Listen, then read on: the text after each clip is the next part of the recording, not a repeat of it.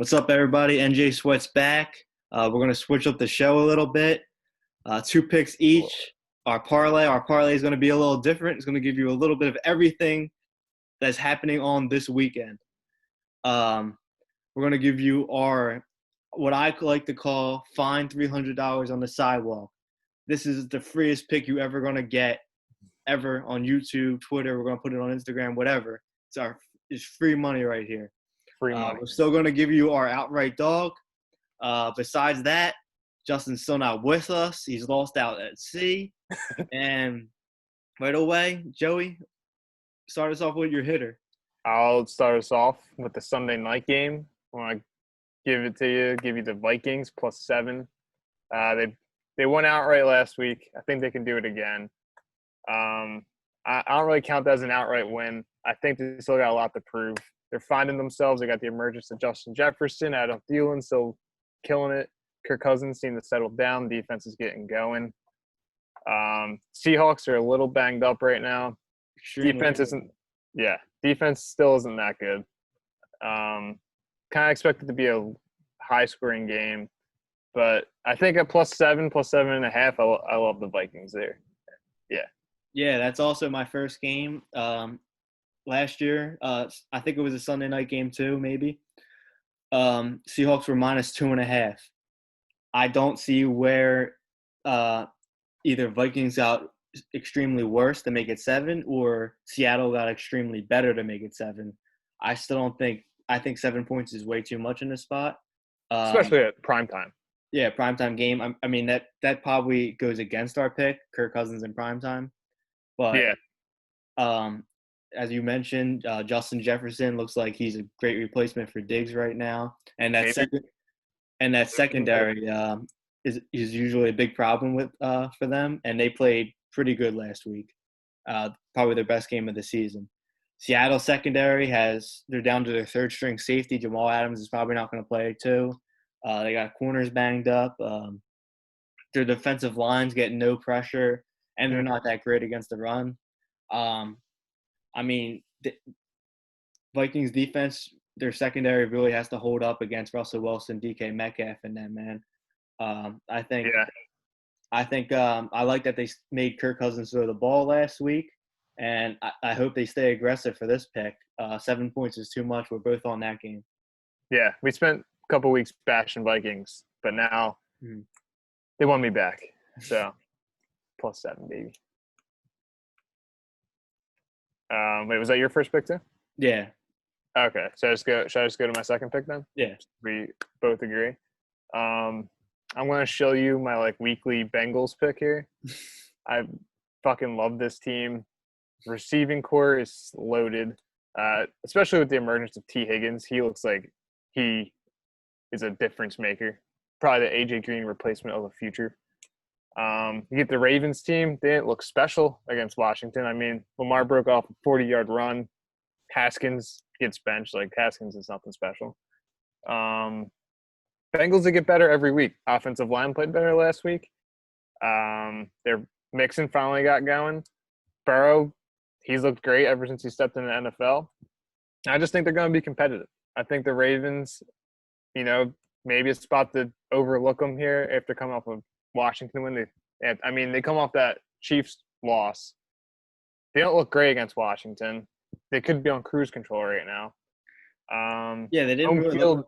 I had Ravens money line in every single one of my bets. I just put them in the money line because I was just bounce back game versus Chiefs. And I watched a lot of that game, and their passing game is still. It doesn't look like it has any rhythm still. Yeah, and I think that's Lamar Jackson. If they get away from the run, if they're forced to throw the ball, they're going to struggle a little bit. And this Bengals team, they got fight in them. They got the Harvard Warrior, And a good Bengals trend is actually they're good as road underdogs. Yeah, and I think, if I'm not mistaken, Ravens aren't that good at home this year. Not like home field advantage means anything this year. But I think the Bengals are going to be competitive here. Yeah. +12. I'd rather buy it up to +14.5. But I'll take double digits. My second pick is I'm backing a not very good team. Dan Quinn's Falcons. They're 0-4 right now. I like picking a team that we saw on national primetime that played pretty bad, let's just face it. Their secondary is also a mess. They just lost another safety. They might get Keanu Neal back. Julio. I mean, I'm not too worried about their offense. They have receivers, Gage, and then that new receiver stepping up. Yeah, starts with an O. Yeah, he has a weird last name. I'm just really worried about their defense. But Panthers, they're versing the Panthers. Panthers coming off of 2 upset victories. They were +7 against the Chargers and then +3 against the Cardinals. They're riding super high right now. People are noticing them. Perfect fade spot. This is a do or die game for Dan Quinn. Matt Ryan has to get in groove. I don't see them starting out 0-5. They're just not that bad. They have a quarterback that was an MVP candidate before. They have a boatload of weapons on the offense. And why is anybody scared of this Panthers defense? They're still missing their leader in the defense, Luke Kuechly. They're young. They don't have the best pass rush. They just don't have the talent right now that the Falcons do, even though the Falcons' defense is banged up and playing pretty awful right now. Yeah, that defense can't stop anything. Erase the outcomes that happened last week. This line would have opened up at 3.5 or 4. So right now you're getting Atlanta at a discount, 1.5. Take them on the money line, -120.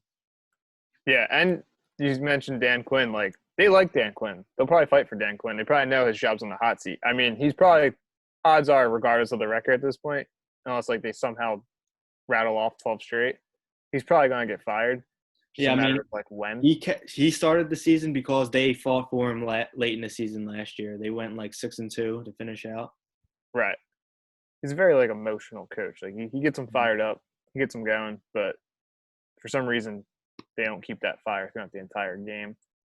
All right, so those are our 2 picks each, and this is going to be a fun segment for us. We're going to do a parlay that's happening over the weekend. It could be from anything. Joey's a big UFC guy. I like college football. We're just going to put stuff in this parlay that is going to hit. That's all we could say.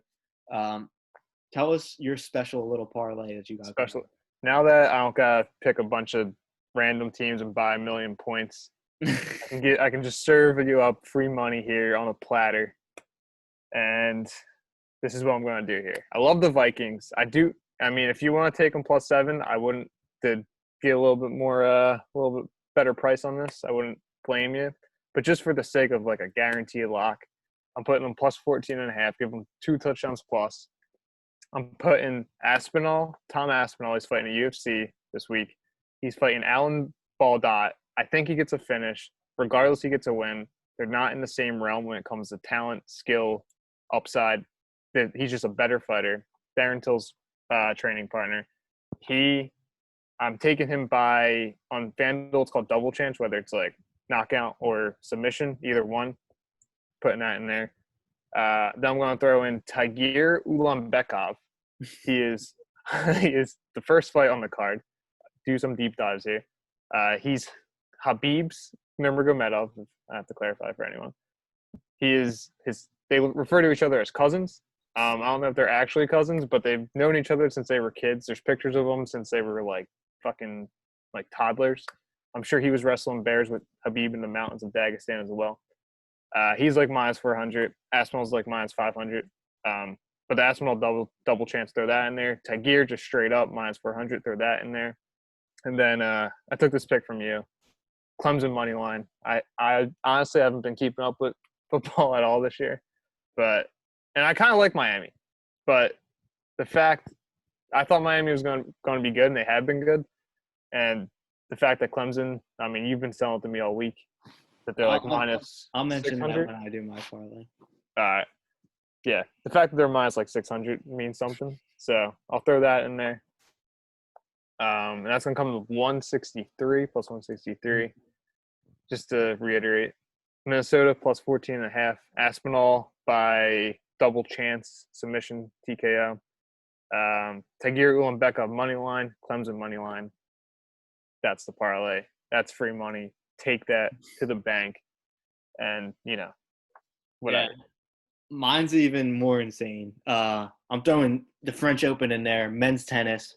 Rafael Nadal in the semifinals versus Diego Sebastian Schwartzman. Minus 835. Not Rafael Nadal didn't play in the U.S. Open. He's back for the French Open. He's going to the finals. I don't know about Djokovic, but he's going to the finals. He's a clay court guy, right? Mm-hmm. Tom Aspinall, that's Joey's pick. He really likes this guy, Tom Aspinall. I'm throwing it in. He ruined my Clemson pick. I'm throwing in his Tom Aspinall pick. And then right after that, Clemson. I'm throwing Clemson in. 80% of the ticket against the spread are on Miami. 80% of the money line tickets are on Miami money line. I don't know what they think. They think to use back, but this is Clemson you're talking about. This is Dabo. This is Trevor Lawrence. They're not going to lose outright at home in Death Valley. What do you think? What do you think this is? That's minus 560. And I'm throwing in my Steelers money line right here. See that Steelers picture versus bum Carson Wentz. You think he's back? He threw for like $150. Are you kidding me? Full game. Full game. Kidding me? You know what Big Dick Nick did? Big Dick Nick Mullen got benched. They threw it right to your white linebacker, and they returned it 5 yards for a touchdown. Is he starting this? Wait, different game. Don't worry about it. Nick Mullen? No, he can't start after that game. Oh my God, he was horrible. Sack fumble in the red zone, sack fumble at midfield after your defense makes a good stop, and in that pick six, he stares down a linebacker. Yeah, that was bad. He's done. CJ Beathard's back. But, Carson Wentz got it done on his feet. But that offensive line, you know what? Your boy Alshon Jeffrey's back. He's going to do absolutely nothing. Steelers minus 335 in the parlay. If the Eagles are smart, they would not even bother Alshon Jeffrey. They would just keep that Travis Fulgham in the game. Because that was a fucking great touchdown. So those four plus 103 plus money for you right there. And I put that in before the video. It's in. I put a friendly 100. I might put your parents' mortgage payment on it, Hey. We got another new segment for you. We got another new segment for you. Just imagine this. You found $300, maybe more. Found a wallet. You found a whole wallet. You found a gentleman's wallet on your front step. It's made out alligator. Cash. It's filled with cash. That's how locked this pick is. I'm going to start it off. Clemson money line, minus 560. Just lay the 5,600. Why not? What are you doing? Your savings account has no interest. Build your This is your new savings account. Clemson money line, minus 5,600. You never found $1,000 this fast. You're not going to write another stimulus check. This is your stimulus check. Interest isn't even real interest. I'm not going to get into finances here because I barely know what I'm talking about. And I want to hear yours because I'm confident in Clemson money line. Well, you gave me your pick, Clemson. I'll give you my pick. We've already talked about Tom Aspinall, minus 500. Don't even got to play him. I mean, if you want to play him by TKO, he's minus 105. I'm just saying. So you're laying the 5,000. 500. Oh, you want that free 100. Wait, I found $500 in my wallet.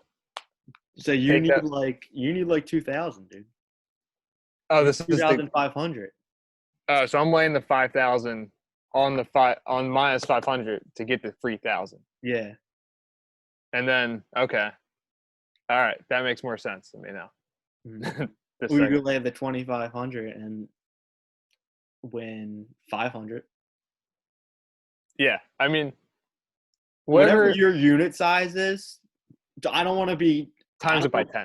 I don't want you to come next week and take off our heads because we just lost you your 03 Ultima or something like that, man. Yeah, I mean, I'm going to sell my Element and then just rebuy it back and then maybe get leather seats put in with this pick. That's how much. You know what? I might do it.